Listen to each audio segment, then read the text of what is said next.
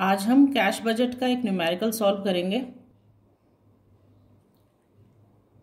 Question देखते हैं। On the basis of data given below prepare a cash budget of Kolkata fruit company limited. आपको क्या करना है, कैश बजट प्रिपेयर करना है कोलकाता कंपनी लिमिटेड का फॉर द क्वार्टर एंडिंग जून 2016। जो उसका क्वार्टर एंड हो रहा है जून में। क्वार्टर मीन्स हम 3 महीने का बनाते हैं, 3 महीने का आपको कैश बजट बनाना है और वो एंड कब हो रहा है, जून 2016 में।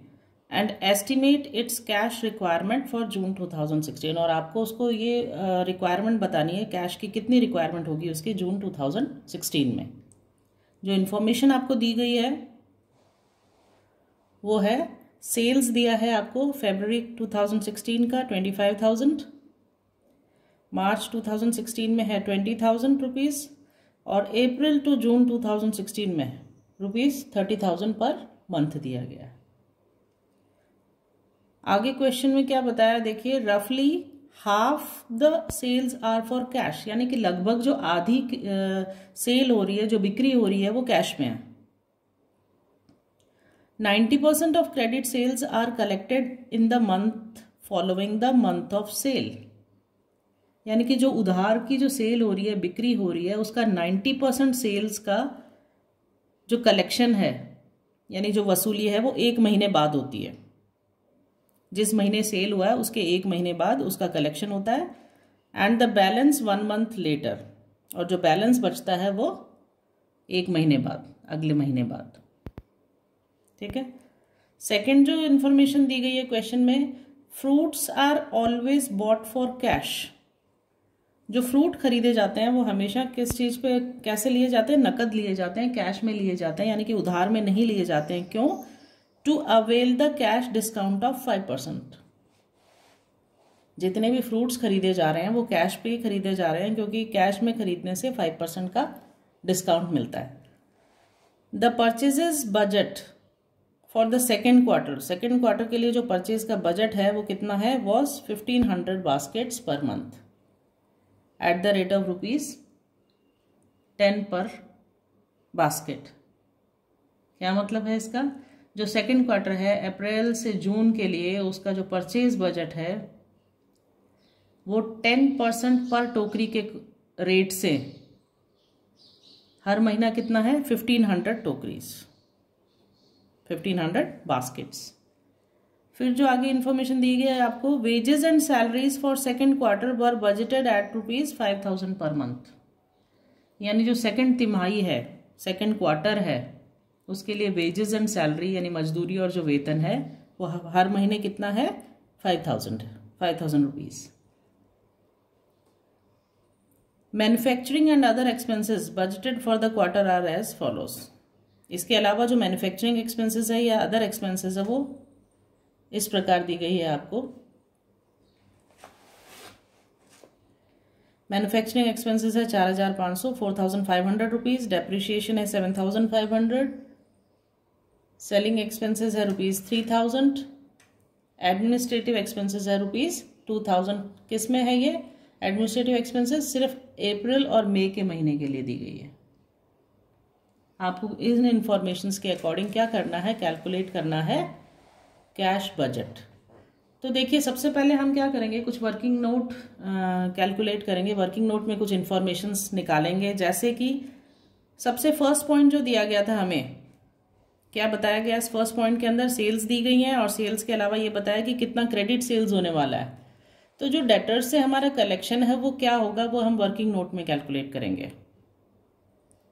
और इसमें कहीं पर भी ओपनिंग बैलेंस नहीं दिया गया है, कैश का बैलेंस। तो हम क्या अज्यूम करेंगे, हम अज्यूम करेंगे कि बिकॉज इस क्वेश्चन में कोई भी इंफॉर्मेशन नहीं दी गई है, सूचना नहीं दी गई है, तो अप्रैल का जो मंथ है, जो स्टार्टिंग है, हमें कौन से क्वार्टर का बनाना है कैश बजट, हमें क्वार्टर का बनाना है जो एंड हो रहा है जून में, यानी अप्रैल, मई और जून का हमें बनाना है। लेकिन क्योंकि ओपनिंग बैलेंस हम हमेशा लेते हैं रिसिप्ट्स एंड पेमेंट मेथड में, और अप्रैल में हमें कोई भी कैश बैलेंस के बारे में इंफॉर्मेशन इस क्वेश्चन में नहीं दी गई है, तो हम ये अज्यूम करेंगे कि because of lack of information, यानी सूचना के अभाव में अप्रैल मंथ के अंदर कोई भी कैश बैलेंस नहीं है।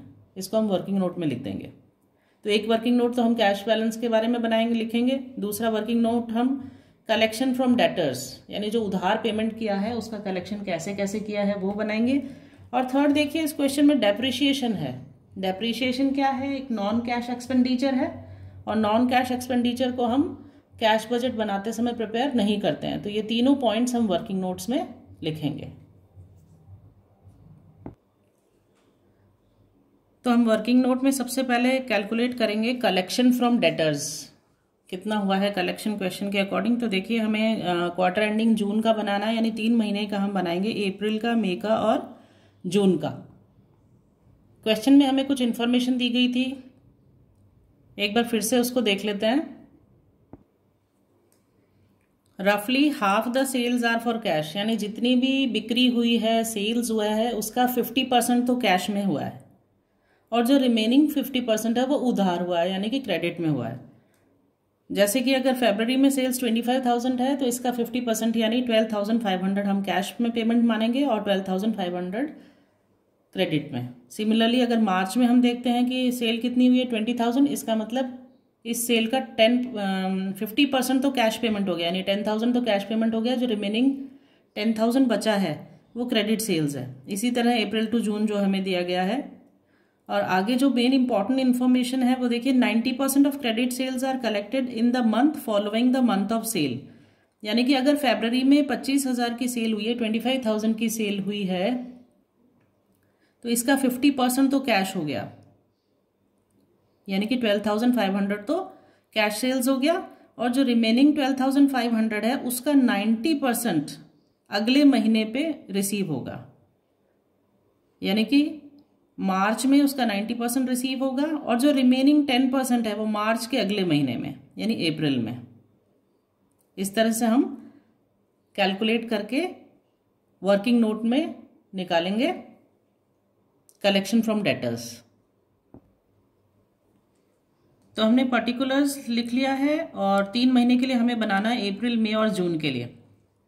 जो क्वेश्चन में इंफॉर्मेशन दी है उसी के अकॉर्डिंग हमें ये टेबल प्रिपेयर करना है। तो देखिए सबसे पहले लिखा है 90% of the credit sales made 1 month ago, यानी कि अप्रैल से जो 1 महीने पहले है,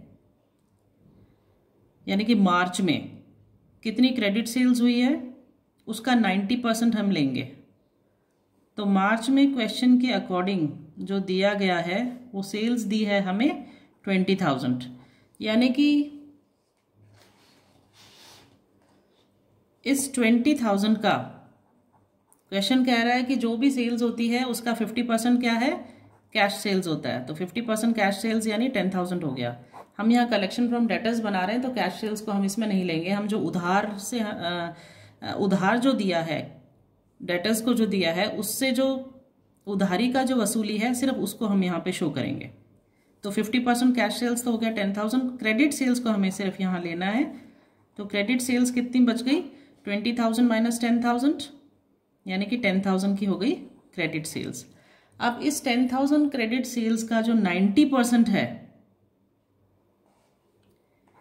इसका 90% वो अप्रैल में कलेक्शन होगा उसका। तो इसका 90% कितना हुआ देखिए, इसका 90% होता है ₹9,000। इस तरह से हमारा कलेक्शन फ्रॉम डेटर्स अप्रैल के लिए आ जाएगा 9,000। यहाँ लिख देंगे हम अप्रैल के कॉलम में 9,000। ठीक है, ये क्या था? ये 90% of the credit sales made 1 month ago, यानी मार्च में जो सेल्स हुआ था उसका 90% कितना था वो अप्रैल में मिलेगा हमें। तो 9,000 रुपीज अप्रैल में मिलेंगे। Then 10% of the credit sales made 2 months ago, 90% तो आपको अगले महीने में मिल जाता है, और रिमेनिंग जो 10% है वो अगले महीने के भी अगले महीने, यानी वो 2 महीने बाद मिलता है। तो अप्रैल में क्या होगा? जो मार्च में जो किया था, फरवरी में जो किया था, देखिए जो सेल्स हुई थी फरवरी में कितनी सेल्स हुई है क्वेश्चन के अकॉर्डिंग? फरवरी में सेल हुई है 25,000 की। तो इस 25,000 का 50% ये तो कैश सेल्स हो जाएगा, ये हो जाएगा अराउंड 12,500। ये तो कैश सेल्स हो गया। रिमेनिंग जो है वो है क्रेडिट सेल्स। कितनी होगी क्रेडिट सेल्स? ये होगी 25,000 माइनस 12,500, यानी कि 12,500 की आपकी क्रेडिट सेल्स हो गई। ठीक है, टोटल सेल्स थी 25,000 फरवरी में, 50% कैश सेल्स हो गया। टोटल में से हम 12,500 को डिडक्ट करेंगे तो क्रेडिट सेल्स आ जाएगी हमारी 12,500। ये फरवरी की बात कर रही हूँ मैं, फरवरी 2016। अब इसका जो 90% है वो तो मार्च में पे होगा, उसका कलेक्शन होगा मार्च में, लेकिन जो 10% है इसका वो अप्रैल में कलेक्शन होगा। तो इसका 10% ही हमें यहाँ पे लेना है। इसका 10% कितना होगा? इसका 10% हो जाएगा 1,250। ठीक है, इसको हम शो कर देंगे कॉलम में 1,250। इसी तरह जैसे हमने अप्रैल में कैलकुलेट किया है वैसे ही हम मई और जून का भी कैलकुलेट कर लेंगे और टोटल कलेक्शन कर लेंगे। तो अप्रैल का टोटल कलेक्शन हो जाएगा हमारा 10,250। इसी तरह आगे हम मई का भी कैलकुलेट करेंगे और जून का भी कैलकुलेट करेंगे। देखिए अब हम मई के कॉलम में कैसे कैलकुलेट करेंगे। मई के लिए हम अप्रैल का सेल्स देखेंगे। क्वेश्चन में दिया गया है अप्रैल से लेकर जून तक 30,000 पर मंथ सेल्स होता है, राइट। तो देखिए अप्रैल में कितनी सेल्स है? अप्रैल में सेल्स है 30,000। इस 30,000 का जो 50% है वो तो कैश सेल्स है, तो इसका 50% कितना हुआ? 15,000।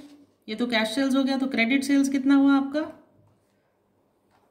क्रेडिट सेल्स इसका रिमेनिंग 30,000 माइनस 15,000, ये रिमेनिंग आ गया 15,000। अब इसका जो 90% है वो मई में कलेक्शन होगा, तो 15,000 का 90% ये आ जाएगा आपका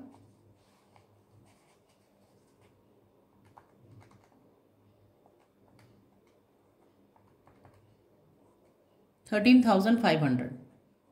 यानी कितना कलेक्शन होगा मई में? ये कलेक्शन होगा आपका 13,500। इस तरह से इस फिगर को आप लिख देंगे मई के कॉलम में 13,500। अब क्वेश्चन में ये कहा गया है कि अप्रैल से लेके जून तक सेल 30,000 ही होती है, तो जो अप्रैल का जो फिगर आया है वही फिगर हमारा जून का भी होगा, क्योंकि सेल सेम है। तो हम यहाँ पे भी लिख देंगे आगे 13,500। यहाँ हम रुपीस में मेंशन करते हैं सबको। ये 90% कैलकुलेट कर लिया हमने। अब हम नेक्स्ट कैलकुलेट करेंगे 10% of the credit sales made 2 months ago. जो मार्च में सेल्स हुई थी उसका 10% 2 महीने बाद मिलेगा, यानी कि मई में जो हम फिगर लेंगे वो हम मार्च का सेल्स का 10% लेंगे। तो देखिए मार्च की सेल्स कितनी है? क्वेश्चन के अकॉर्डिंग मार्च में सेल्स है 20,000, ठीक है। और क्वेश्चन कहता है 50% सेल्स क्या है हमारी? Cash sales. तो 20,000 का 50% हो गया 10,000 रुपीज, ये तो कैश सेल्स हो गया। तो क्रेडिट सेल्स कितनी होगी? रिमेनिंग 50%, यानी कि 20,000 माइनस 10,000 करेंगे तो रिमेनिंग 50%, यानी कि 10,000 ये हो गई क्रेडिट सेल्स। अब इसका जो 10% है वो मिलेगा, तो इसका 10% कितना होता है? 1,000 रुपीज। तो ये 1,000 रुपीज का पेमेंट मिलेगा मई में। इसको हम इस कॉलम में लिख लेंगे 1,000 रुपीज। अब हम इसका टोटल कर लेंगे, ये आएगा 14,500। ठीक है, मई का हमारा कलेक्शन फ्रॉम डेटर्स आ गया, अप्रैल का आ गया, मई का आ गया। अब हम जून का देख लेंगे। तो जून का 10% क्रेडिट सेल्स कौन से महीने का होगा? अप्रैल में जो सेल्स हुई है उसका जो रिमेनिंग 10% है वो जून में मिलेगा। अप्रैल में कितनी सेल्स थी? अप्रैल में सेल्स थी 30,000, ठीक है। ये मैंने आपको अप्रैल वाला कैलकुलेट किया था, उसी से आप कैलकुलेट कर सकते हैं। अप्रैल की सेल्स थी 30,000, 50% कैश सेल्स थी, यानी कि क्रेडिट सेल्स कितनी थी 15,000। इस 15,000 का 10% जून में मिलेगा, तो 15,000 का 10% ये हो जाएगा 1,500 रुपीज़। ये 1,500 रुपीज़ कलेक्ट होगा जून में। इसको आप जून के कॉलम में लिख सकते हैं। 15,000 का 10% 1,500 मिलेगा जून में, तो हम जून वाले कॉलम में लिख लेंगे 1,500। इसका टोटल कर लेंगे, ये आ जाएगा 15,000। ये आ गया हमारा कलेक्शन फ्रॉम डेटर्स। तो ये हमारा हो गया पहला working note. Second working note मैंने आपको बताया था क्या अज्यूम करेंगे हम, क्योंकि अप्रैल के मंथ में स्टार्टिंग में हमें कोई भी कैश बैलेंस नहीं बताया गया है, तो हम उसको अज्यूम करेंगे कि कोई कैश था ही नहीं। तो हम लिख लेंगे यहाँ पे due to lack of information it is assume that there is no cash balance in the beginning in the month of April, यानी कि अप्रैल के प्रारंभ में स्टार्टिंग में कोई भी कैश बैलेंस नहीं है। ये हम वर्किंग नोट में शो करेंगे। थर्ड नोट हमारा क्या होगा, थर्ड वर्किंग नोट मैंने आपको बताया था डेप्रिसिएशन के बारे में। ये कौन सा एक्सपेंडिचर है, एक नॉन कैश एक्सपेंडिचर है, इसलिए डेप्रिसिएशन को हम कैश बजट बनाते समय इसके फिगर्स को इंक्लूड नहीं करेंगे। तो ये हमारे हो गए 3 working note. In working notes के अकॉर्डिंग अब हम प्रिपेयर करेंगे कैश बजट। कैश बजट हम रिसिप्ट्स एंड पेमेंट मेथड के अकॉर्डिंग प्रिपेयर करेंगे। मैंने आपको पहले वीडियो में जो बताया उस फॉर्मेट में बैलेंस बीडी करके हम रिसिप्ट्स के ऊपर लिखते थे। आप रिसिप्ट्स के अंदर भी इसको ओपनिंग बैलेंस अगर लिखते हैं तो रिसिप्ट्स के अंदर इंक्लूड करके आप लिख सकते हैं। अब इस क्वेश्चन में क्योंकि अप्रैल के मंथ में कोई भी कैश नहीं दिया गया है, हमें बैलेंस नहीं बताया गया, तो हम इसको एज्यूम, क्योंकि हमने वर्किंग नोट में मेंशन किया था कि अप्रैल में कोई कैश बैलेंस नहीं है, तो हम यहाँ पर डैश डाल देंगे। ठीक है। फिर कैश सेल्स कितना है, क्वेश्चन क्या कह रहा था, क्वेश्चन कहता है कि रफली half the sales are for cash, यानी 50% जो सेल्स है वो कैश की है। और अप्रैल मई और जून में कितनी सेल्स हो रही है, देखिए अप्रैल टू जून सेल्स है 30,000 पर मंथ, यानी कि इसका जो 50% है वो कैश सेल्स है। 30,000 का 50% कितना हो गया 15,000 रुपीज। तो अप्रैल में भी 15,000, मई में भी और जून में भी, तीनों में 15,000 रुपीज होगा। कैश सेल्स में हम लिख देंगे अप्रैल में 15,000, मई में भी 15,000 और जून में भी 15,000 रुपीज।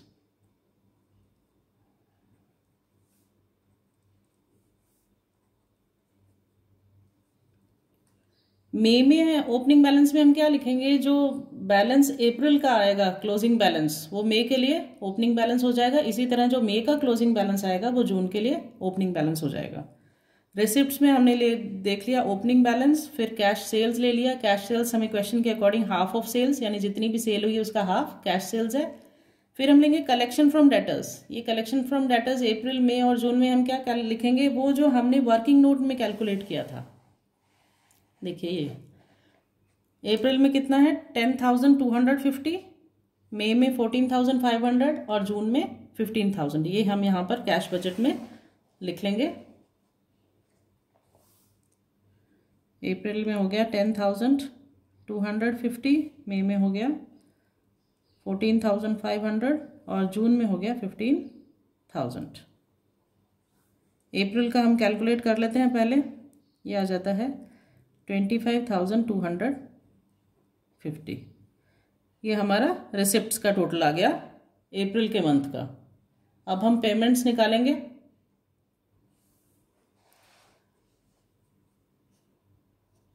पेमेंट्स में कौन कौन से आइटम्स इंक्लूड होते हैं, देखिए पेमेंट्स में जो सबसे फर्स्ट आइटम है वो देखिए कैश परचेजेस। इस क्वेश्चन के अकॉर्डिंग जो कैश परचेज हुआ है उसके में कुछ इन्फॉर्मेशन दी गई है। क्या इन्फॉर्मेशन है वो देखते हैं। Fruits are always bought for cash. Fruits को हमेशा कैश में खरीदा गया है 3 महीने के लिए, अप्रैल से लेके अप्रैल, मई और जून, 3 महीनों में फ्रूट्स को कैश पे खरीदा गया है। और आगे क्या बताया, the purchase budget for the second quarter, यानी अप्रैल मई जून के लिए जो परचेज बजट है वो कितना है 1500 बास्केट्स है, एट द रेट ऑफ कितना है 10 रुपीज़, यानी कि टोटल कितना कैश पेमेंट हुआ है 15,000 का, और डिस्काउंट भी मिला है इसमें। कितना डिस्काउंट है 5%, तो 15,000 का 5% देखिए कितना होता है 750 तो हो गया डिस्काउंट। तो कैश परचेज कितना हुआ, कैश परचेज हुआ हमारा 15,000 माइनस 750। 1500 बास्केट्स थी और किस रेट पर थी, एट ₹10 पर बास्केट। तो ये कितना कैश परचेज हुआ, टोटल परचेज हुआ 15,000 रुपये का, 15,000 रुपीज़ का, जिसके ऊपर डिस्काउंट मिला है 5%, यानी कि टोटल डिस्काउंट कितना मिला है, टोटल डिस्काउंट 750 मिला है। हम इस डिस्काउंट को परचेज में से डिडक्ट करके फिर कैश बजट में शो करेंगे। तो कैश परचेजेस कितना आ जाएगा, देखिए 15,000 माइनस 750, ये आ जाएगा हमारा 14,250। इसको हम अप्रैल में भी शो करेंगे, मई में भी शो करेंगे और जून में भी शो करेंगे। कैश परचेज में हम लिख देंगे 14,250, जून में भी 14,000, मई में भी 14,250 और जून में भी 14,250। इसके कैलकुलेशन को आप वर्किंग नोट में शो कर सकते हैं। फिर है वेजेस एंड सैलरी, कितना दिया देखिए क्वेश्चन के अंदर, wages and salaries. Wages and salaries for second quarter were budgeted at ₹5,000 per month. 5,000 रुपये है पर मंथ। तो ये हम अप्रैल मई जून तीनों में शो करेंगे 5,000 रुपीज़। यहाँ हम शो कर देंगे अप्रैल में 5,000, मई में 5,000 और जून में भी 5,000। नेक्स्ट है, कुछ बताया हमें क्वेश्चन में मैन्युफैक्चरिंग एक्सपेंसेस के बारे में। देखिए क्या बताया क्वेश्चन में।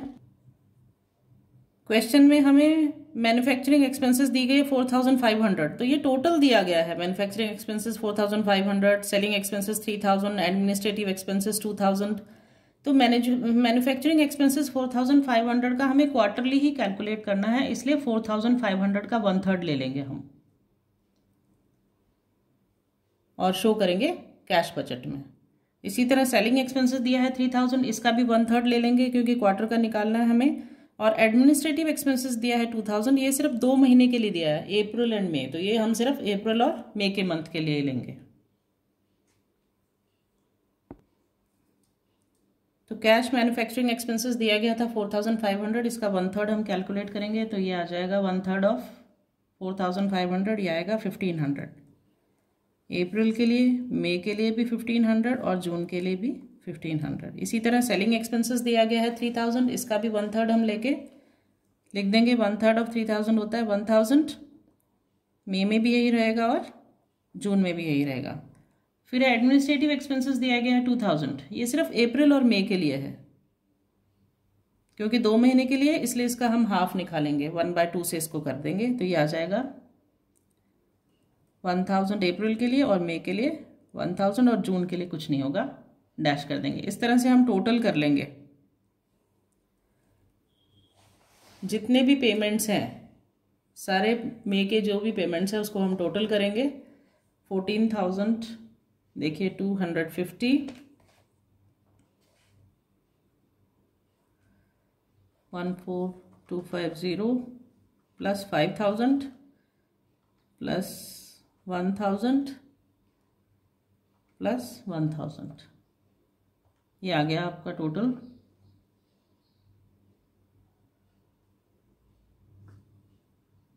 वापस देखते हैं इसको एक बार। 14,250 प्लस 5,000 प्लस 1,500 प्लस 1,000 प्लस 1,000, ये टोटल आ गया हमारा 22,750। 22,750 यहाँ टोटल में लिख लेंगे हम, टोटल बी में इसको लिख देंगे 27,000 जो 22,750 जो हमारा आया है। अब रिसिप्ट्स में से पेमेंट्स को डिडक्ट करेंगे। रिसिप्ट्स कितना था हमारा, रिसिप्ट था 25,250, इसमें से माइनस कर लेंगे हम 750 को, तो हमारा क्लोजिंग बैलेंस आ जाएगा, ये आएगा हमारा 2500। अब ये जो अप्रैल के मंथ का क्लोजिंग बैलेंस है, ये क्या होगा, ये ओपनिंग बैलेंस हो जाएगा मई के लिए। तो हम यहाँ मेंशन कर देंगे 2500, ये मई का ओपनिंग बैलेंस हो गया। अब इस मई के सारे रिसिप्ट्स को हम टोटल करके यहाँ लिख देंगे, तो ये टोटल आएगा 32,000, ये रिसिप्ट्स का टोटल हो गया। इसी तरह हम मई का भी पेमेंट्स का टोटल कैलकुलेट कर लेंगे। पेमेंट्स में क्या क्या है, 14,250, 5,000, 1,500, 1,000, 1,000, यानी पेमेंट्स तो सेम ही है जो हमारा अप्रैल में था। तो ये कितना है पेमेंट है 22,750। अब हम क्या करेंगे, रिसिप्ट्स में से इसको डिडक्ट कर लेंगे, माइनस कर लेंगे। रिसिप्ट्स कितना आया हमारा 32,000 में से माइनस करेंगे हम 22,750 को, तो ये आ गया हमारा 9,250। क्लोजिंग बैलेंस हो गया ये किसका, मई के मंथ का। तो मई के मंथ का जो ये क्लोजिंग बैलेंस है, ये ओपनिंग बैलेंस हो जाएगा जून का। तो ये जून का ओपनिंग बैलेंस हो गया हमारा 9,250। इसी तरह हम इसके रिसिप्ट्स का टोटल कर लेंगे सारा, तो देखिए इसका टोटल आएगा 39,250। ये टोटल कर लिया हमने 9,250, 15,000 प्लस 15,000, ये रिसिप्ट्स का टोटल आ गया जून का 39,250। अब हम क्या करेंगे, पेमेंट्स का टोटल कर लेंगे इसका। जो ये पेमेंट्स का है, पेमेंट 14,250 प्लस 5,000 प्लस 1,500 प्लस 1,000, तो ये टोटल आएगा 21,750। अब कैश बैलेंस कैलकुलेट करने के लिए हमें क्या करना है, रिसिप्ट्स में से 39,250 में से पेमेंट को डिडक्ट करना है। तो ये कितना आएगा देखिए, 39,250 में से माइनस करेंगे हम 21,750 को, ये बैलेंस आ जाएगा हमारा 17,500। इस तरह से हमने क्लोजिंग बैलेंस कैलकुलेट कर लिया तीनों मंथ के लिए, मई के लिए, जून के लिए और अप्रैल के लिए, मई के लिए और जून के लिए, तीनों महीने के लिए।